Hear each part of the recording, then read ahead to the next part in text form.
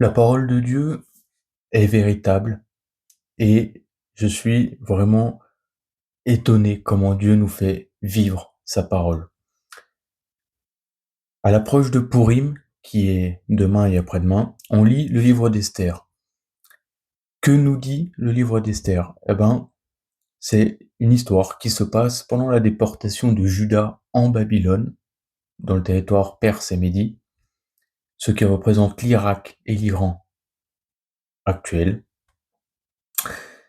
Et pendant que Juda est déporté là-bas, il y a un homme, Aman, qui décida d'exterminer tout le peuple de Morderaï, les Juifs, dans tout le royaume. Alors des lettres furent envoyées afin de détruire, de tuer, d'exterminer tous les Juifs, jeunes et vieux, y compris les petits-enfants et les femmes, à un jour précis, le 13e jour du 12e mois, le mois d'Adar. Au final, Esther se lève, Aman est pendu, Aman est détruit, ainsi que ses 10 fils. Je vous laisse faire le lien avec la Deuxième Guerre mondiale et le procès de Nuremberg. Les nazis ont voulu exterminer les juifs et ils ont été pendus, ils ont été détruits. En 2026, une génération après, l'Éternel nous fait vivre exactement la même chose. Vous avez une génération, Amalek.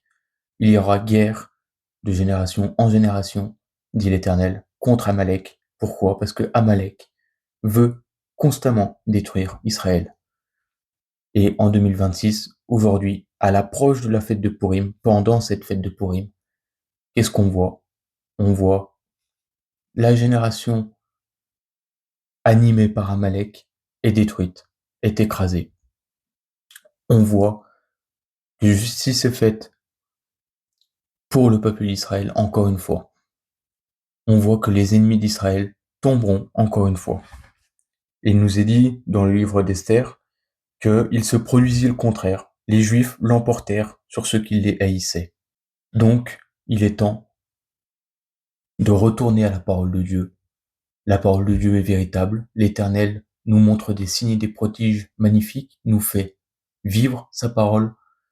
Et là, l'unique vérité, elle se trouve dans la parole de Dieu. Adonai Echad, il n'y a que lui. Que son nom soit béni et que tous ceux qui sont aux côtés du peuple d'Israël soient bénis.